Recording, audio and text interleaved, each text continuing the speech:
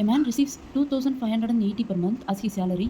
He saves 45% of his salary every month. His expenditure per month எவ்வளோன்னு கேட்டிருக்காங்க.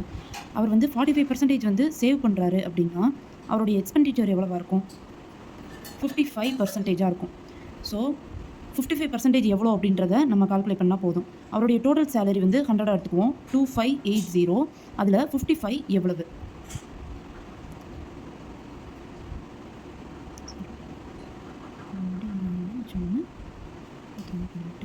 So 129 1419 option C தான் answer. 1419.